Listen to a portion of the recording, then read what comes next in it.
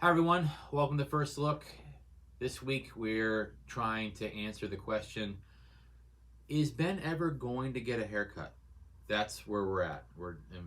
When's this going to happen? Uh, Thanks for being here. I appreciate that.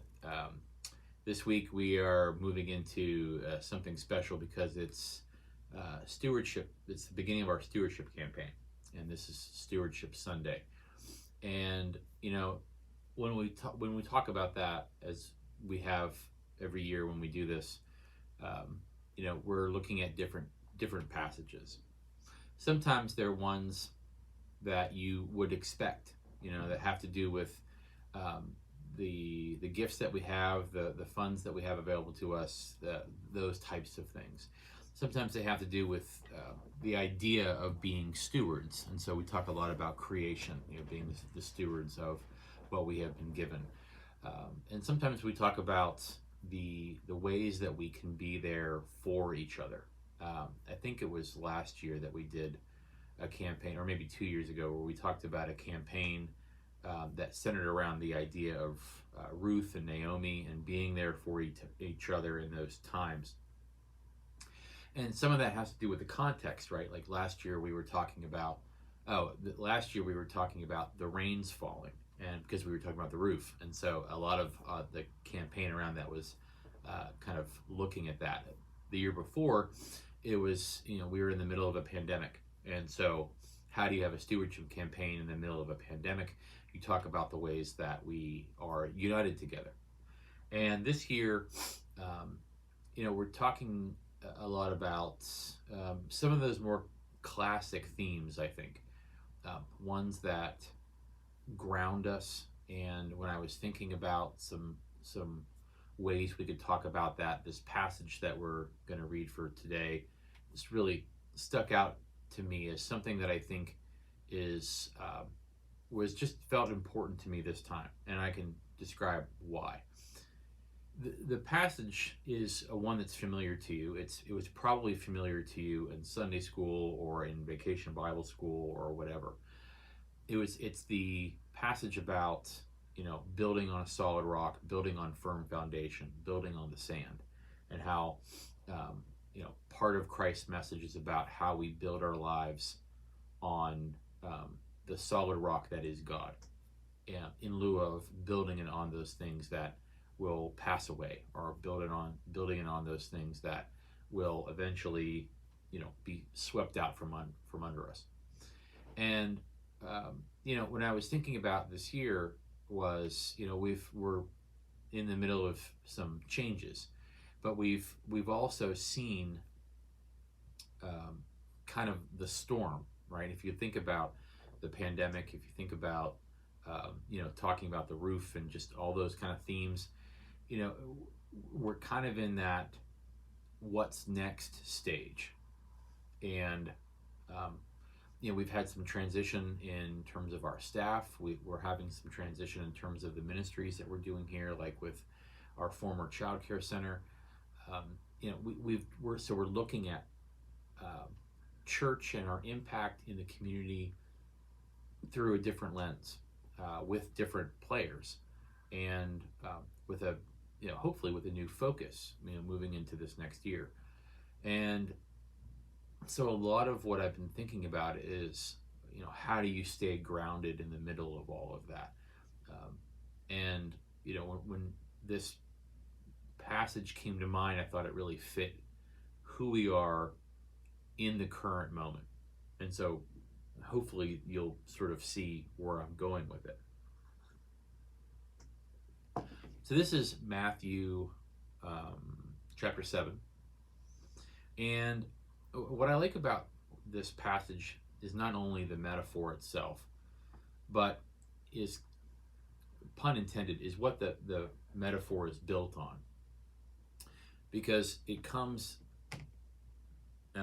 near the end of a chapter where uh, Jesus is laying kind of a framework and a foundation for the ministry that he's going to be doing. And he chooses to talk about God or the Word of God as something that we are building on, but uses very different language, which I think is interesting than I think that we've seen in other places.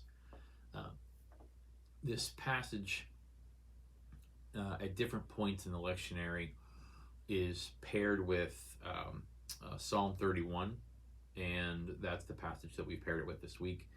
And that passage talks a lot about the kind of God as a fortress and a refuge, using that kind of language.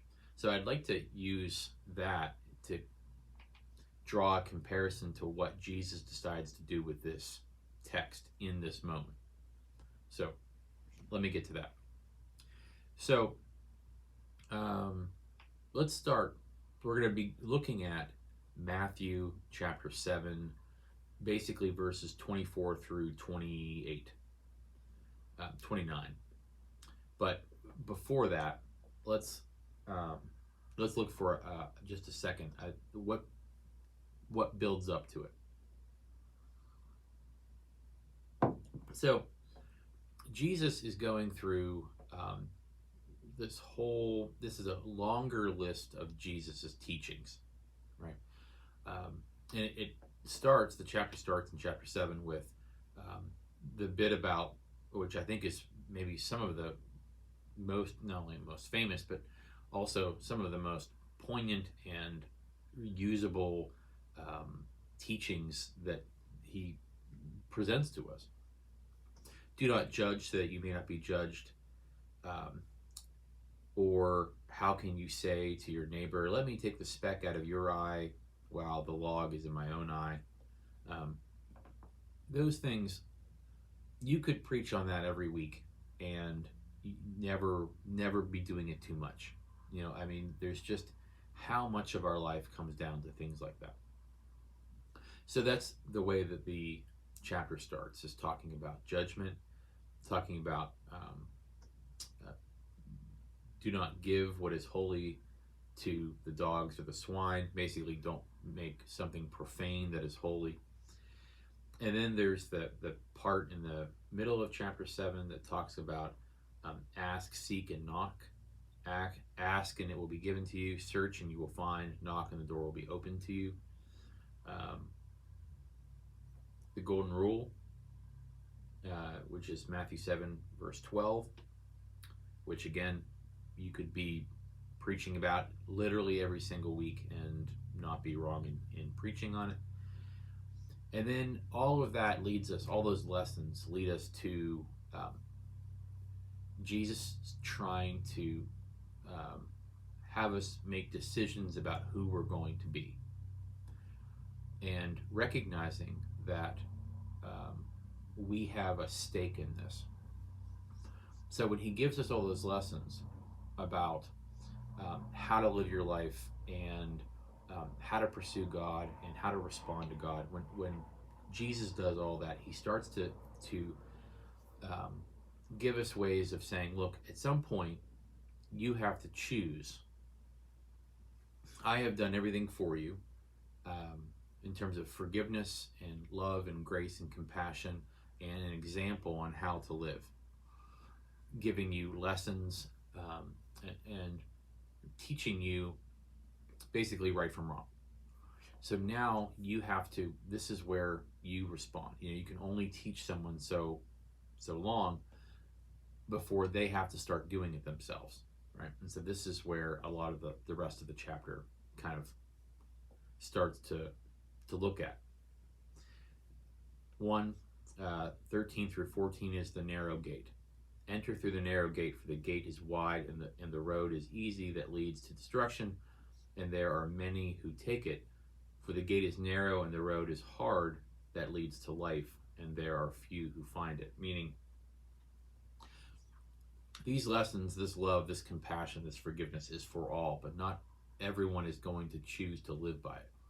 Not everyone is going to reap the benefits of a life lived compassionately or graciously or with forgiveness, with wholeness or reconciliation. Not everyone's going to do that. It does come with a response from you. And then the second kind of response. A tree and its fruit is the next part of the chapter. So verses 15 through 20. Beware of false prophets who come in sheep's clothing. You will know them by their fruits. Are grapes gathered from thorns, or figs from thistles? Meaning, the tree is, then the, what you're given. It's the foundation, right? That's the foundation that he's talking about. But the fruit is the response. Like the fruit is the wisdom part, and that's a huge element, of course, to this teaching is how we are given all that we need, and our response, our godly response, is wisdom. And then there's a section right before our passage for today. Not everyone who says to me, Lord, Lord, will enter the kingdom of heaven, but only the one who does the will of my Father in heaven. On that day, many will say, Lord, Lord, did we not prophesy in your name and cast out demons in your name and do many deeds of power in your name? Then I will declare to you, I never knew you. Go away from me, you evildoers. And there are elements, of course, of other passages that we know, things like Matthew 25, which is later on, that talks about not only the deeds that we do, but also the heart in which we do them. And there's lots of people that you probably know who, present something good, and present themselves as good workers, or who give money, or who do whatever, but don't really have a heart for what it is. They're doing so for, accolades, what have you.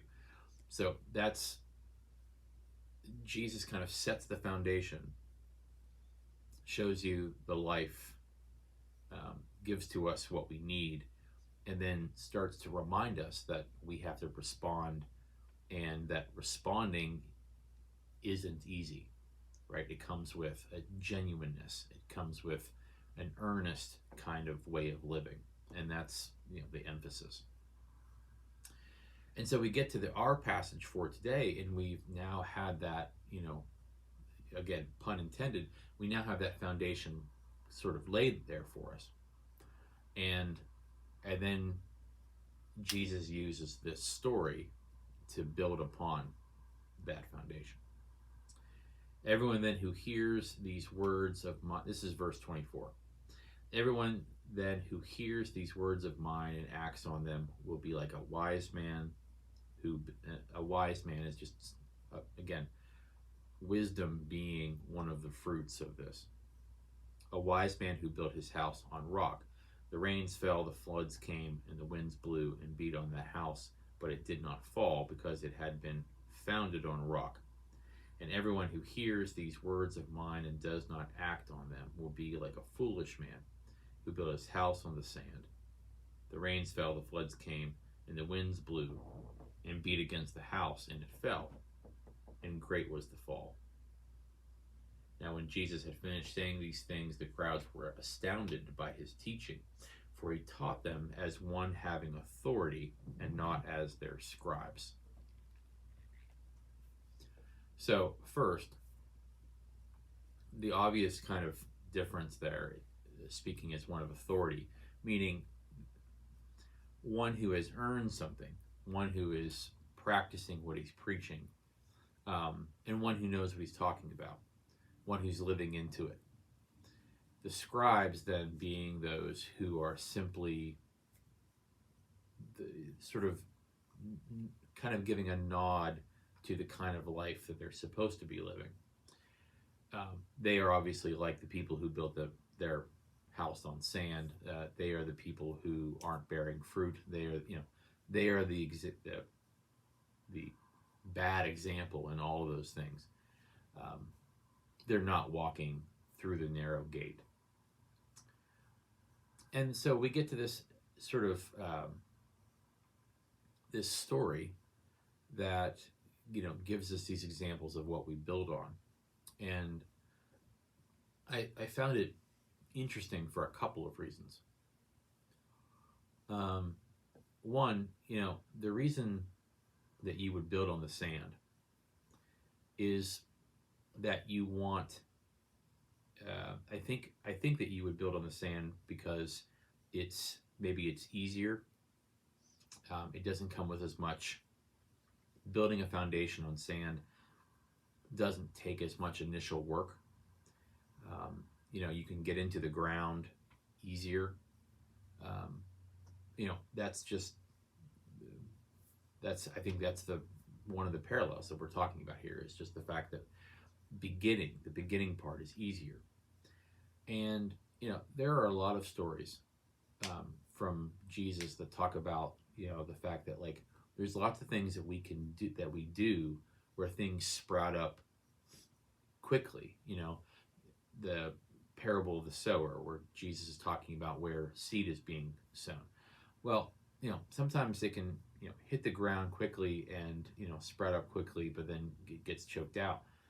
Um, you know, Jesus is very aware of, I think, his own charisma and the charisma of people like John the Baptist.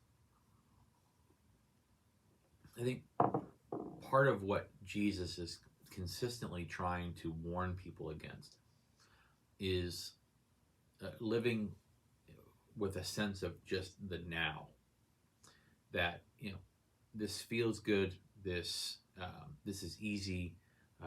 I can get swept up in something, and but it's not really built on anything. It's kind of like when we talk about faith being something where like you go on a mission trip or you go on a retreat or you do that kind of thing or you have a big moment, and faith can feel like that. You're always kind of chasing those kinds of feelings, and having those kind of feelings is good, but your faith is built on something that is more foundational. It's more every day. Has a I don't want to say a routine to it, but is something that is sort of woven into who you are. You can't, if you want to, build anything in your life, it takes a kind of changing of yourself, and that's an everyday experience. And that's what I think Jesus recognizes, that the tendency here would be for people to get swept up in the charisma of John the Baptist or of himself and not really take root, because Jesus knows that he's going to be gone. Jesus knows that his time on earth is limited, and people's connection with the faith can't be just about him or his physical presence with them, just like it couldn't be for them seeing John the Baptist. It would have been an encouragement to those who saw John and were swept up by who he was, that faith needed to be something that was deeper than that. So that's the first part of it I found intriguing, because a lot of us, I think, feel that way. It's kind of you get swept up in the kind of a fair weather feeling, or you get swept up in the things are going well, and so I want to get on board when things are going well. And part of the stewardship element of that is that stewardship is something that happens over time. Stewardship is something that happens in a daily. It's the planning, it's the organizing, it's the knowing what to expect. It's when we talk about stewardship, we don't just talk about the things that we are excited about now. We talk about what do we see 6 months from now, or what do we see 6 years from now. Those are the things that we do in a stewardship season, and they don't happen all at once, and they don't happen just because we feel good in the moment. They're about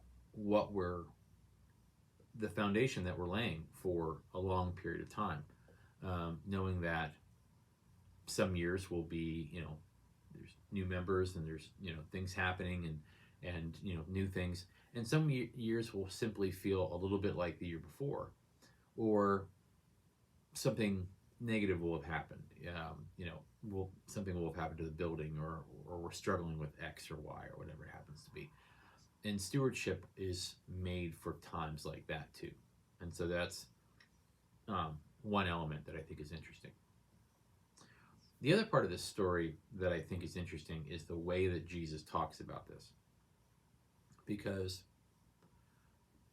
and it might stretch you a little bit to think about it like this, but I think the way that Jesus describes what that foundation is important and speaks to who he is, but also who he's not. So let me explain what I mean. Jesus came as a kind of savior that the world, the Messiah, the anointed one that people didn't expect. And we talk about that very often, especially at Advent or at Easter during Lent, that the Messiah was not this hero, warrior, king who took over by might. And that was something that was surprising to the disciples, that they were expecting that Rome would be swept away and that Jesus would at some point rally an army that would fix everything. And Jesus from the get-go has tried to say, the kingdom that I'm building is not a better version of what we have. That's not what it is. You all are expecting an idealized version of what you already see. And what I'm saying is that structure does not work. Maybe it doesn't work anymore. Maybe it never worked. Maybe it only worked occasionally. But it's not what I'm building. The kingdom of God that I am trying to have you envision is not built on the same stuff. And part of that for me is in the language that he uses when he talks about it. Meaning, he talks about a house being built on the rock or on the sand. He talks about, the foundational element. But he doesn't talk about a fortress, right? Psalm 31 and other places in the Old Testament, when God is talked about in protector ways, it's often through the lens of something like in wartime. God is a fortress, God is a refuge. And you need both of those things in times of violence. Jesus's story is not a violent image, and it's not a wartime image. It's a domestic, hey, things are good, I'm building something here kind of image. And that fits into, if you start thinking about things, especially in retrospect, which I assume the disciples did, with a lot of their time. If you're looking at something in retrospect, they might have gone, oh, when he talked about the foundations of our faith, they're going through their mental notes. He didn't use analogies that were like that. When it talks about our faith, he used language like this, that we're building something, and that we're building something new, just not, and that's the, a big part of his message. And what I like about that is the fact that it's not an us versus them kind of feeling, and there's no opponent. It's just, we're building something for the sake of the goodness of building it. And, it's not an us versus the world kind of thing. We are here, the church is here to care for the world around us. We're not separate from the world. We're not against it. We're here to help heal things and reconcile things and be a place of rest, of sanctuary. And that's a mentality, right? I mean, I think that's there's a mentality there that I think means that we're here for a purpose. And I think, again, a big part of stewardship is how we understand our mission in the world. How do we understand our presence in the world? Um, you know, that's that's a big element to it, right? How we approach the ministry that we do here is important. So if we put our some of our resources into staff, that says something about what we care about. Whether that staff is geared towards administration, or preaching, or music, or youth and children, or the care of our facility, how we spend those funds say something about how we want to enter into the world. How we use our space, is the same thing. As we consider the stewardship of the building, how we occupy it is a part of that. And some of that is paying attention to the world that's around us. And it's that interface with the world, that we don't need refuge from the world, that we are a sanctuary for the world, not against it. That might be a really subtle thing, and it might even seem really obvious, but it's something that I thought about. This is a first look, so that was one of the first things I thought about. So hopefully this Sunday, when you're considering the stewardship element of our faith, we can kind of look at that through that lens. I hope that you find it helpful. Part of the reason we have a theme and we preach about it is so that it's a reminder to all of us of the fact that the stewardship of things and the worship of things are not, two separate entities, but coincide, work together, and need each other. And so that's a big part of the reason why we talk about it in worship in that way, because it is woven into every part of how we enter the world, how we serve other people, and how we worship together. So those are my thoughts for this week. I appreciate you. Whenever we get to this time, it's a lot of consideration and a lot of preparation and a lot of forethought. And so I thank you ahead of time for doing that with us. And I hope that we can be helpful, and I hope that the mulling over this passage this week is helpful in your discernment as well. Thanks for being you, and I will see you next time for another First Look. Take care.